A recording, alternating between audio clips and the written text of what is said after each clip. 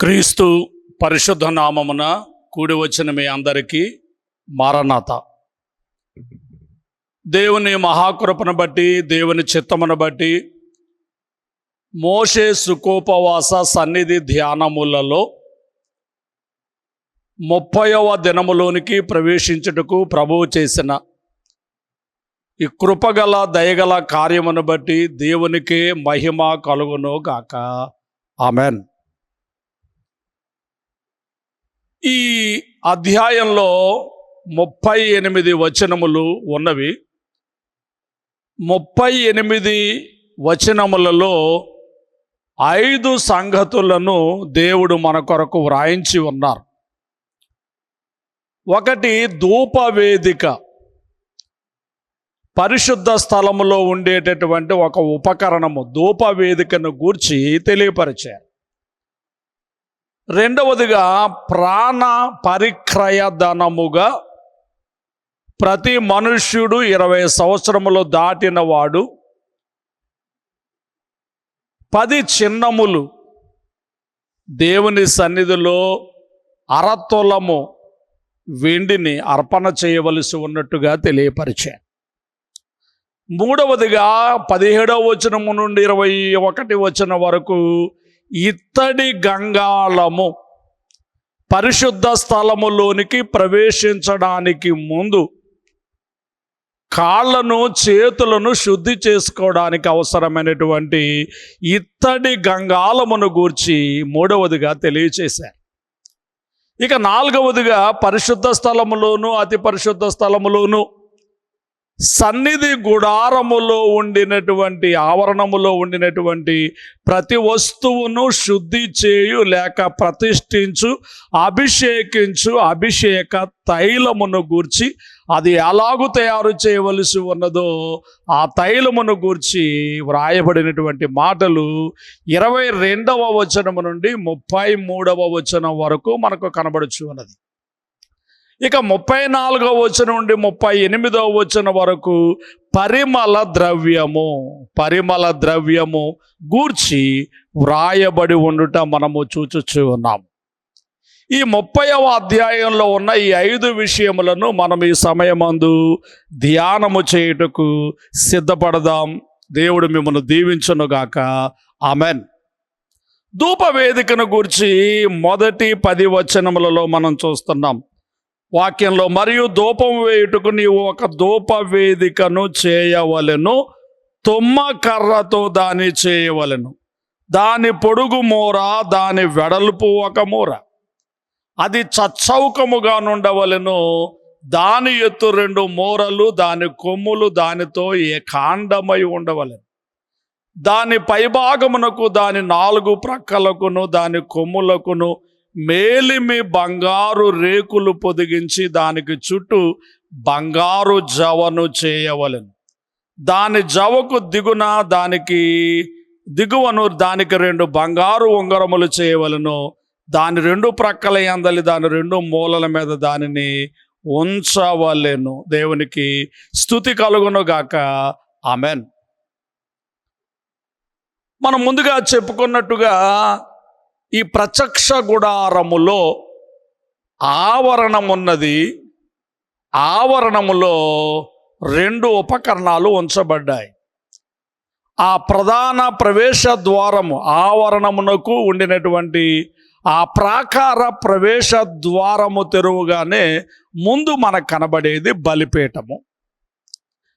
ఆ బలిపీఠము దగ్గర బలి ఇచ్చి ఆ బలి పశువు రక్తాన్ని సన్నిధిలోనికి పట్టుకుని వెళ్ళినప్పుడు కానీ, లేదా మందిర పరిచర్యలో భాగంగా దీపములు వెలిగించినప్పుడు, ధూపము వేయినప్పుడు, రొట్టెలు మార్చునప్పుడు, ఈ పరిశుద్ధ స్థలములోనికి ప్రవేశించినప్పుడు కానీ యాజకుడు విధిగా తమ కాళ్ళను చేతులను శుభ్రం చేసుకోవడానికి నీళ్లను అక్కడ నిల్వ ఉంచడానికి ఒక తొట్టె వంటిది ఇత్తడి గంగాళము 1 చేయవలసి ఉన్నది. అది ఈ 30వ అధ్యాయంలో మనకు కనబడుతూ ఉంది. అది తర్వాత మనం చెప్పుకుంటాం.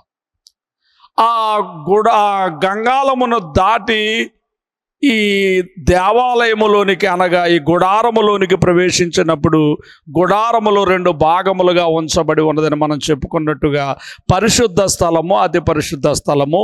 ఈ పరిశుద్ధ స్థలములో ఇప్పటికే 2 ఉపకరణాలను దేవుడు పెట్టవలసిందిగా వారికి తెలియచేశారు. రొట్టెల బల్ల, దీపవృక్షమును గూర్చి ప్రభువు తెలియచేశారు. ఇక 3వ ఉపకరణాన్ని గురించి ఈ భాగంలో ఈరోజు మనం చదువుకునేటటువంటి పాఠంలో తెలియచేస్తున్నారు. అదేమిటంటే ధూపవేదిక.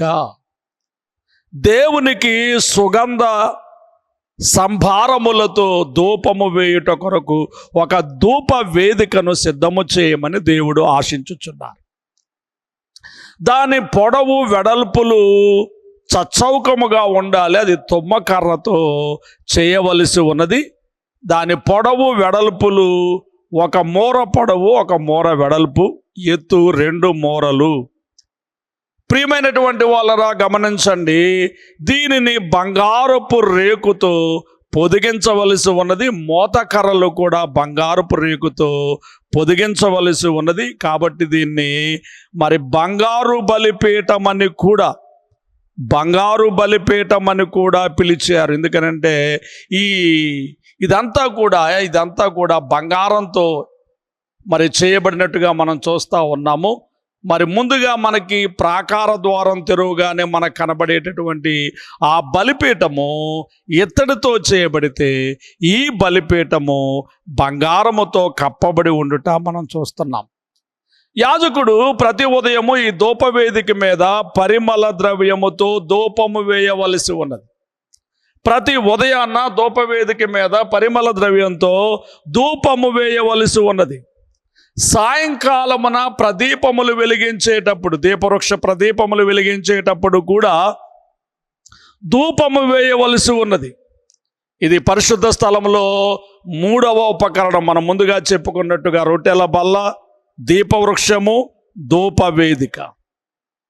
ప్రియమైనటువంటి వాళ్ళరా గమనించాలి, ఈ 2 బలిపీఠాలు మనం ఒకటి ఇత్తడి బలిపీఠము, రెండవది సువర్ణ బలిపీఠము.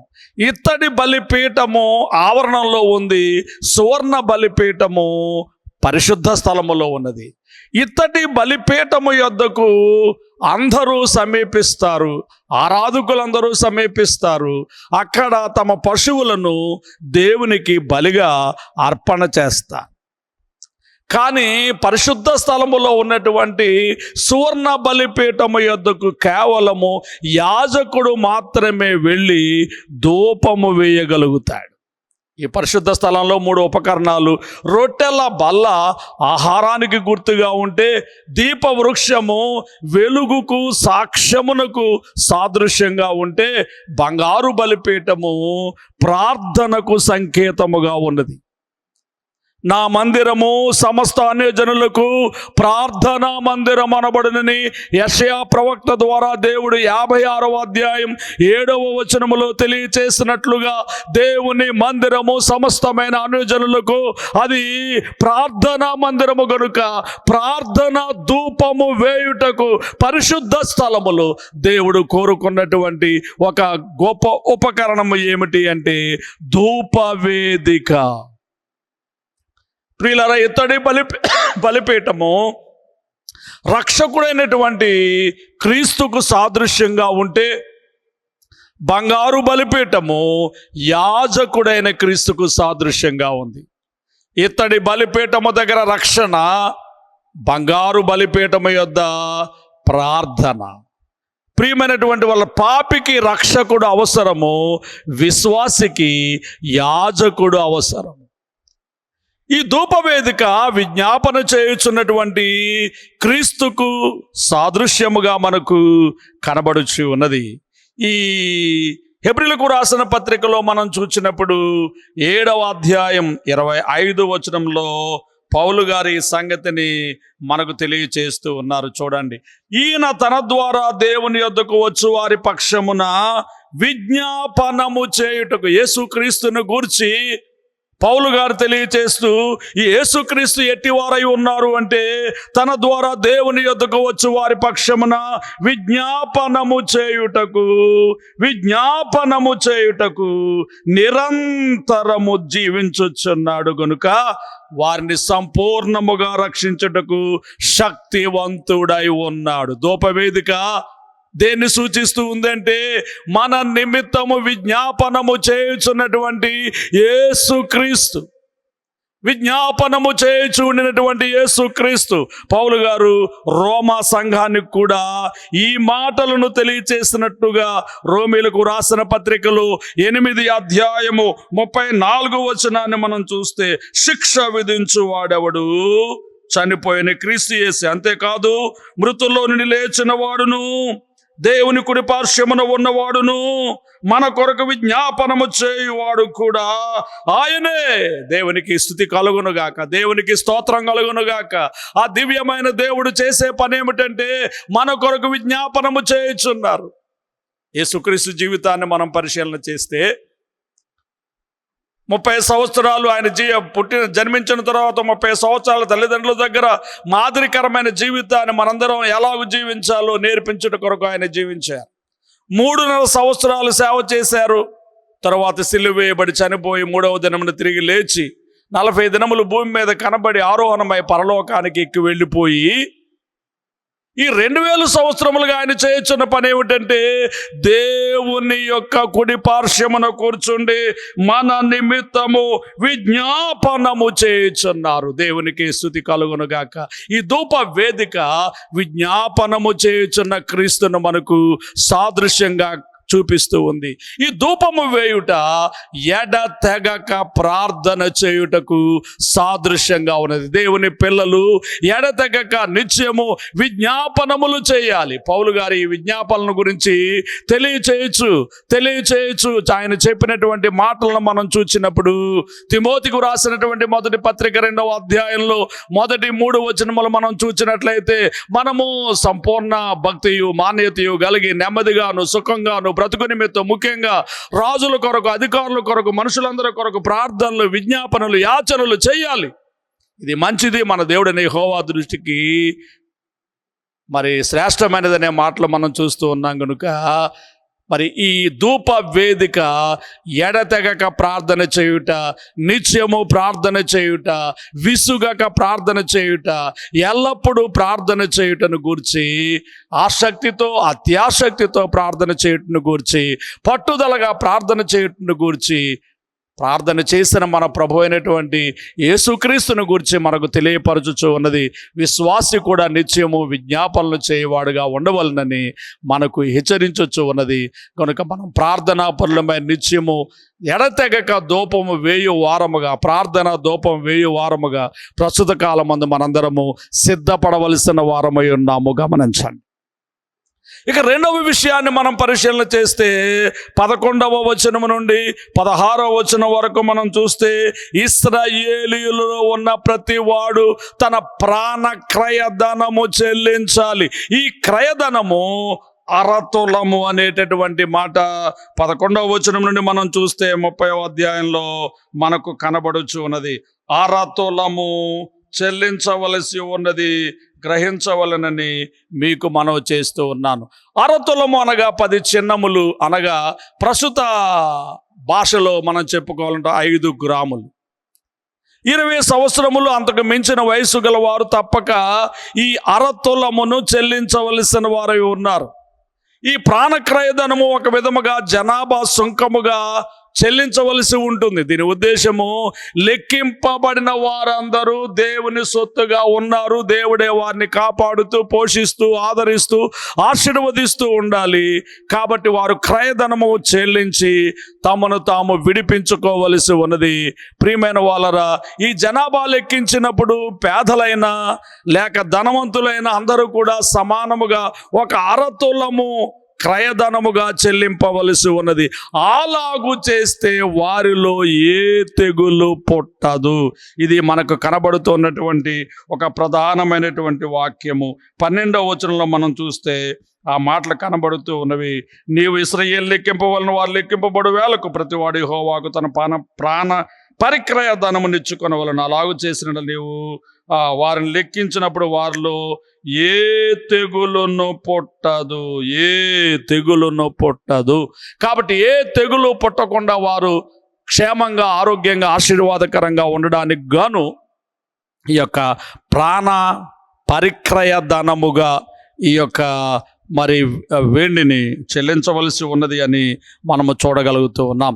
ప్రియులరా, గమనించండి, ఇక్కడ ఆత్మీయమైన భావం ఏమిటంటే, ప్రస్తుత కాలం ముందు యేసు ప్రభుల వారు తన యొక్క ప్రాణమును, తన యొక్క ఆత్మను పాపపు దాస్యము నుండి విడిపించుటకు ఆయన తన అమూల్యమైన ప్రాణమును, అమూల్యమైన రక్తమును మన కొరకు క్రయధనముగా, విమోచన క్రయధనముగా, పాప పరిహార క్రయధనముగా ఆయన మరి చెల్లించి మనలను తన సొత్తుగా చేసుకొని ఉన్నాడు. అంచేతే మీరు మీ సొత్తు కారు, విలువ పెట్టి కొనబడిన వారు అని లేఖనములలో మనం చూస్తున్నాం. పేతురు రాసిన మొదటి పత్రిక 18వ అధ్యాయం, మనం మొదటి అధ్యాయం 18వ వచనం నుంచి మనం చూస్తే మీరు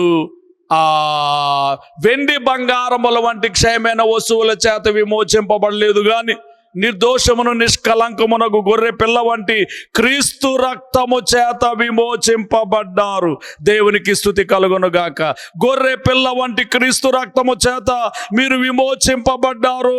వెండి బంగారముల వంటి క్షయమైన వస్తువుల చేత మీరు విమోచింపబడలేదు అనే మాట మనం చూస్తాం. యేసుక్రీస్తు ద్వారా మనమందరము విమోచింపబడిన వారమై ఉన్నాం గనుక ఆ విమోచనకు క్రయధనముగా మనము దేవుని సన్నిధిలో చెల్లించవలసినటువంటి దశమ భాగములు, ప్రథమ ఫలములు, కృతజ్ఞాపనలు దేవునికి విధిగా మనమందరము చెల్లించవలసిన వారమై ఉంచి ఉన్నాం. పేతురు పత్రికలో 2వ అధ్యాయం 9-10 వచనాల్లో కూడా చీకటిలో నుండి ఆశ్చర్యకరమైన తన వెలుగులోనికి మిమ్మల్ని పిలిచిన వాని గుణాతిశయములను ప్రచురము చేయు నిమిత్తము ఏర్పరచబడిన వంశము, రాజులైన యాజక సమూహము, పరిశుద్ధ జనము, దేవుని సొత్తైన ప్రజలు అన్నారు. కాబట్టి ఈ దేవుని సొత్తైన ప్రజలు దేవునికి సొత్తుగా మరి ఉండుట కొరకు, దేవుని కాపుదలలో ఉండుట కొరకు మరి దేవుడు నియమించినటువంటి ఆ యొక్క నియామక ప్రకారముగా దేవునికి చెల్లించాలి.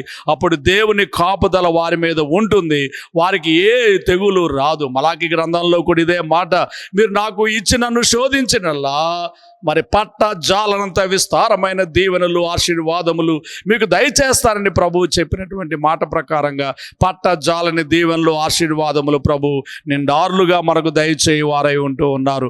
దేవునికి స్తుతి కలుగునుగాక, దేవునికి స్తోత్రం కలుగునుగాక.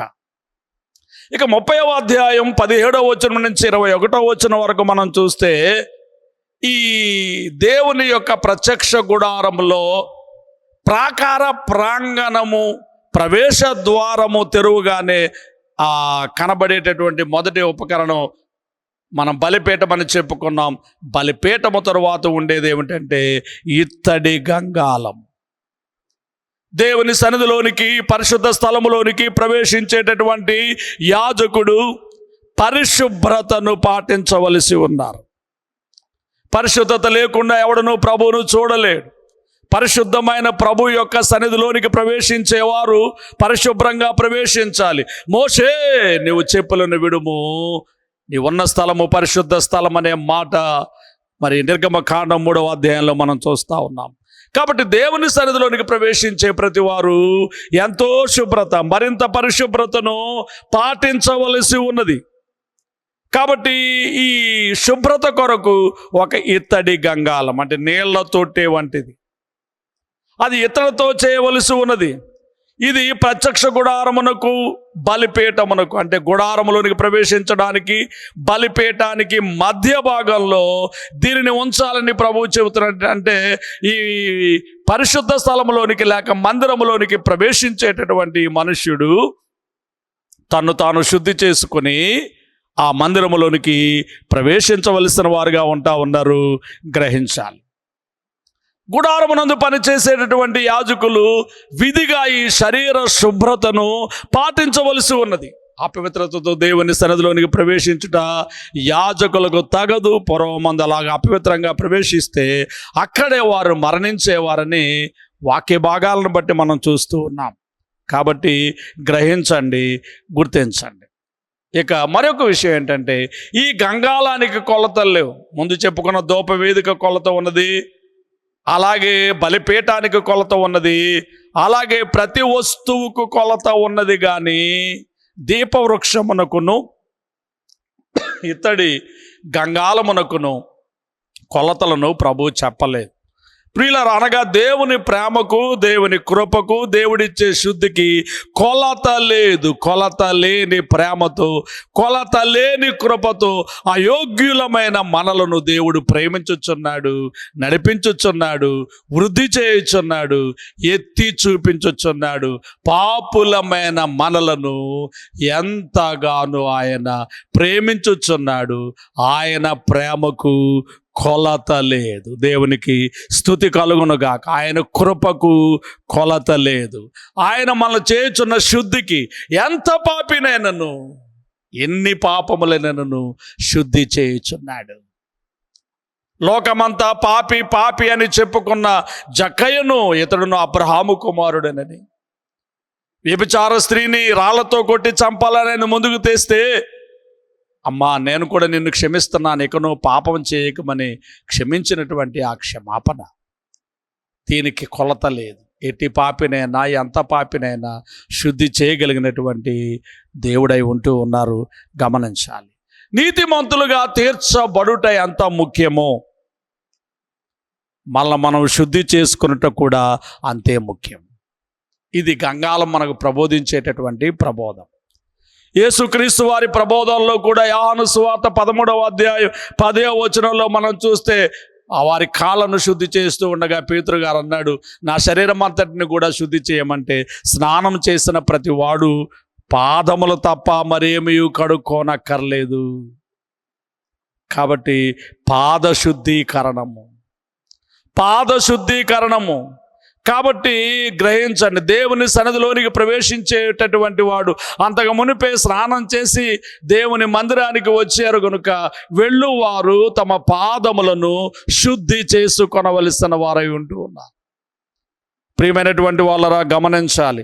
కీర్తన గ్రంథంలో 15వ అధ్యాయాన్ని మనం చూస్తే మొదటి 2 వచనములలో, 15వ అధ్యాయం మొదటి 2 వచనాల్లో, యెహోవా నీ గుడారములు అతిథిగా ఉండదగిన వాడెవడు, నీ పరిశుద్ధ పర్వతం మీద నిలవదగిన వాడెవడు, యథార్థమైన ప్రవర్తన కలిగి నీతిని అనుసరించుచు హృదయపూర్వకముగా నిజము పలుకువాడే. కాబట్టి యథార్థమైనటువంటి ప్రవర్తన, నీతిని అనుసరించి హృదయపూర్వకంగా నిజం పలికేవాడే. కాబట్టి శుద్ధి అనేది అవసరం అనే మాట 24వ అధ్యాయంలో కీర్తన గ్రంథం 24వ కీర్తనలో 3-4 వచనాలు మనం చూస్తే, యెహోవా పర్వతమునకు ఎక్కదగిన వాడెవడు, ఆయన పరిశుద్ధ స్థలములో నిలువదగిన వాడెవడు అంటే, వ్యర్థమైన దాని యందు మనస్సు పెట్టకయు, కపటముగా ప్రమాణము చేయకయు, నిర్దోషమైన చేతులను శుద్ధమైన హృదయమును కలిగి ఉండు వాడే. దేవునికి స్తుతి కలుగునుగాక. కాబట్టి శుద్ధి సాదృశ్యంగా ఉన్నది. ఈ నీరుతో శుద్ధి, రక్తముతో శుద్ధి ఆరంభ సమయం, తరువాత నీరుతో శుద్ధి, మరి తరువాత శుద్ధి చేసుకొనవలసిన విధానం. యేసుక్రీస్తు శిలువ యొద్దకు వచ్చి శుద్ధి చేయబడిన మనుష్యుడు దేవుని వాక్యమనే నీరుతో శుద్ధి చేయబడవలసి ఉన్నది. దేవుని వాక్యము మనకు శుద్ధి చేసేటటువంటి ఒక సాధనమై ఉంటూ ఉన్నది. అందుకే ఎఫెసీయులకు రాసిన పత్రికలో మరి పౌలు మహాశయుడు ఈ మాటను మనకు తెలియచేయచ్చు ఉన్నారు. ఎఫెసీయులకు రాసిన పత్రిక 5వ అధ్యాయము 26-27 వచనాలు మనం చూస్తే చూడండి, అక్కడ రాయబడిన మాట, అటువలే క్రీస్తు కూడా సంఘమును ప్రేమించి అది కలంకమైనను ముడతైనను అటు మరి ఏదైనను లేక పరిశుద్ధమైనదిగాను నిర్దోషమైనదిగాను మహిమగల సంఘముగాను ఆయన తన ఎదుట దాన్ని నిలవబెట్టుకొనవలెనని వాక్యముతో ఉదక స్నానము చేత దానిని పవిత్రపరచి పరిశుద్ధపరచుటకై దాని కొరకు తను తాను అప్పగించుకుని, వాక్యముతో ఉదక స్నానము చేత, వాక్యముతో, ఉదకము అంటే నీరు, కాబట్టి నీరు వాక్యమునకు సాదృశ్యంగా ఉంది. కాబట్టి ఈ వాక్యంతో మళ్ళీ మనము శుద్ధి చేసుకొనవలసిన వారమై ఉన్నాము. ఇది నేటి దినముల యందు మనం అనుసరించవలసినటువంటి విషయమై ఉన్నది. శిలువ రక్తం ద్వారా శుద్ధి, దేవుని వాక్యం ద్వారా పవిత్రత, పరిశుద్ధత గుర్తించాలని మీకు మనవి చేస్తూ ఉన్నాను. ఇక అభిషేక తైలమును గూర్చి 22వ వచనము నుండి 33వ వచనం వరకు సుమారుగా ఒక 10 వచనములు ఈ అభిషేక తైలమును గూర్చి మనకు రాయబడి ఉన్నది. అచ్చమైన గోపరసం 500 తులములు, సుగంధముల లవంగి పట్ట 250 తులములు, నిమ్మగడ్డి నూనె 50 తులములు, లవంగ పట్ట 500 తులములు, ఒలివ నూనె 3 పాళ్ళు, ఇవన్నీ వేసి సుగంధ ద్రవ్యములతో ఒలివ నూనెతో ప్రతిష్టాభిషేక తైలమును చేయవలెను. ఈ సుగంధ ద్రవ్యములు, ఒలివ నూనె కలిపి ఒక ప్రతిష్ట అభిషేక తైలము. ఈ తైలముతో అతి పరిశుద్ధ స్థలములో ఉన్న ఉపకరణములు, పరిశుద్ధ స్థలములో ఉన్న ఉపకరణములు, అలాగే ఆవరణములో ఉన్న ఉపకరణములు. ఏమిటి ఆవరణములో ఉన్నది? బలిపీఠము, ఇత్తడి గంగాళం. లోనికి ప్రవేశిస్తే 3 ఉపకరణములు: రొట్టెల బల్ల, దీపవృక్షము, ధూపవేదిక. ఇంకా పరిశుద్ధ స్థలంలోకి వెళితే మందసము, కరుణాపీఠము. కాబట్టి సాక్ష్యపు గుడారాన్ని, గుడారములో ఉన్న ఉపకరణములన్నిటినీ కూడా అభిషేకించుటకు అభిషేక తైలము. 2, మందిరములో యాజక ధర్మము చేసేటటువంటి యాజకులను, అలాగే వారి వేసుకునేటటువంటి ప్రతిష్ఠిత వస్త్రములను అభిషేకించుటకు అభిషేక తైలము. ప్రియమైనటువంటి వాళ్ళరా గమనించండి. కాబట్టి అభిషేకమైన తైలమును ఒక ప్రత్యేకమైనదిగా చేయవలసి ఉన్నది, ప్రత్యేకమైనదిగా ఎంచవలసి ఉన్నది, ప్రత్యేకమైనదిగా దీనిని ఏర్పాటు చేయవలసి ఉన్నది అని దేవుడు మోషేకు తెలియచేయచ్చు ఉన్నారు. గ్రహించాలి. 34వ అధ్యాయం 34వ వచనం నుండి 38వ వచనం వరకు 30వ అధ్యాయంలో ధూపద్రవ్యము, పరిమళ ధూపద్రవ్యమును గూర్చి కూడా అక్కడ వ్రాయబడి ఉండటం మనం చూస్తున్నాం. ఈ అభిషేక తైలం వలె ఈ పరిమళ ద్రవ్యము కూడా పవిత్రమైనది. ఇది కూడా అచజటామాంసితోను, గోపి చందనముతోను, గంధపు చెక్కలతోను మొదలైన వాటితో దీనిని వారు సిద్ధం చేశారు. దీనిని పోలిన మరి యొక్క తైలము ఏది కూడా ఉండకూడదని, ఇటువంటి సుగంధ ద్రవ్యం అంటే దేవుని మందిరములో ఉపయోగించేటటువంటి ఈ సుగంధ ద్రవ్యమును పోలిన సేమ్ ఫార్ములా మరి ఎక్కడ ఉండకూడదనేది దేవుని యొక్క ఉద్దేశం. ఎందుకంటే దేవుని మందిరమునకు, దేవునికి సాటి అనేది మరి ఒకటి ఉండకూడదు. దేవుడు అన్నిటికంటే అందరికంటే గొప్పవాడు కనుక అటువంటిది మనము చేసి కొనకూడదు అనేటటువంటి మాట. ఈ పరిమళ ద్రవ్యము వెదజల్లేటటువంటి సువాసన దేవుని ఔన్నత్యాన్ని, దేవుని ఘనతను, దేవుని గొప్పతనాన్ని చాటి చెప్పవలసి ఉన్నది. కాబట్టి దానిని పోలినది, దానికి సమానమైనది వేరొకటి ఏ మనుష్యుడు చేసి కొనకూడదనేటటువంటి ఒక షరతును కూడా దేవుడు విధించినట్లు మోషేకు తెలియచేయచ్చు ఉన్నారు.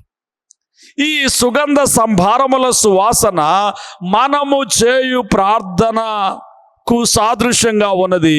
ఈ ప్రార్థన కూడా సువాసన వలె దేవుని సన్నిధికి చేర్చబడవలసి ఉన్నది. నోవాహు జల ప్రళయము దాటిన మీదట దేవునికి ఆయన ఒక బలిపీఠమును కట్టి దహన బలిని అర్పించినట్టుగా 8వ అధ్యాయం ఆదికాండములో మనం చూస్తున్నాము. 21వ వచనంలో అక్కడ ఉన్న మాట ఏమిటంటే, అప్పుడు యెహోవా ఇంపైన సువాసన ఆగ్రహించి, ఇంపైన సువాసన దహన బలి పీఠము మీద అర్పించిన ఆ బలి పశువుల ఇంపైన సువాసనను ఆగ్రహించి, ఇక మీదట నలులను బట్టి భూమిని మరలా శపించను అని ఏ విధంగా తీర్మానం చేసుకున్నారో, నేటి కాలమందు దేవుని పిల్లలు ఈ ప్రార్థన బలిపీఠము ముందు, ప్రార్థన ధూప వేదిక ముందు నిలిచి ఉండి నిలిచి ఉండి చేసేటటువంటి ప్రార్థన సువాసనగా దేవుడు ఆగ్రానించేటట్టుగా, అంగీకరించేటట్టుగా, దీవించేటట్టుగా, ఒక హిజ్కియా ప్రార్థన వలె నీ ప్రార్థన నేను విన్నాను, నీ కన్నీళ్లు నేను చూచాను, ఇంకొక 15 సంవత్సరాల ఆయుష్ నీకు ఇస్తున్నాను అని చెప్పబడ్డట్టుగా. ప్రియమైన వాళ్ళరా, గమనించండి, దేవుని పిల్లలు అలాగూ ప్రార్థనలు చేయాలి. హన్న ఏం ప్రార్థన చేసుకుందో ఏలి ఎరుగుడు, కానీ ఆమె చేయుచున్న ప్రార్థన విజ్ఞాపన బట్టి దేవుడు నీ ప్రార్థనను వినుగాక అంటూ ఆశీర్వదించినట్టుగా మన ప్రార్థనలు సువాసనగా దేవుని యొద్దకు చేర్చబడి ఆ ప్రార్థన ద్వారా మనం దీవించబడినట్లు కార్యములు జరిగింపబడవలసి ఉన్నది కనుక అలాగూ దేవుని సన్నిధిలో నిత్యము మనం ప్రార్థన చేద్దాం. ఇంతటితో ఈ 30వ అధ్యాయం ముగింపబడి ఉన్నది.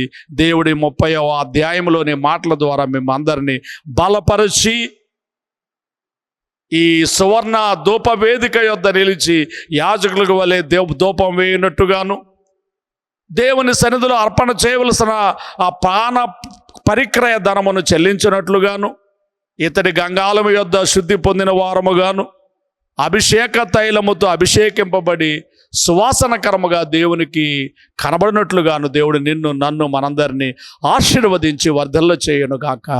ఆమెన్. తండ్రి, ఈ మాటలు బిడ్డల అంతరంగములలో ఫలింపు చేయం, వాక్యమునకు అనుగుణ్యముగా బిడ్డలను జీవింపచేయం, ఘనత, కీర్తి, ప్రభావములు పొందము. యేసుక్రీస్తు నామములో వేడుకొనుచున్నాము తండ్రి. ఆమెన్. పరలోకమందున్న మా తండ్రి, మీ నామం పరిశుద్ధపరచబడుగాక, మీ రాజ్యం వచ్చునుగాక, మీ చిత్తం పరలోకమందు నెరవేరుచున్నట్లు భూమి యందు నెరవేరునుగాక. మా అనుదిన ఆహారము నేడు మాకు దయచేయం. వాళ్ళ అపరాధములు చేస్తున్న వారిని మేము క్షమించున్న ప్రకారము మా అపరాధములను క్షమించము, మమ్మను శోధనను తేకుము, కినుని తప్పించము. రాధ్యము, శక్తి, మహిమ నిరంతరము నీవే అయి ఉన్నవి. ఆమెన్. ప్రవేశ రక్తమునకు జయము, అపవాది క్రియలకు లయము. ప్రవేశ రక్తమునకు జయము, అపవాది క్రియలకు లయము. ప్రవేశ రక్తమునకు సంపూర్ణ విజయం, అపవాది క్రియలకు అనంతకాల నాశనం. హల్లెలూయా, హల్లెలూయా, హల్లెలూయా. స్తోత్రం, స్తోత్రం, స్తోత్రం. Amen, amen, amen. మన తండ్రి అయిన దేవుని ప్రేమ, రక్షకుడైన యేసుక్రీస్తు వారి యొక్క కృప, సహాయకుడుగా ఆత్మ తండ్రి అన్యోన్య సహవాసం కూడి వచ్చిన మనెల్లరకు ఆయన వెంబడించు వారందరికీ తోడై ఉండును గాక. ఆమెన్. మరణాత.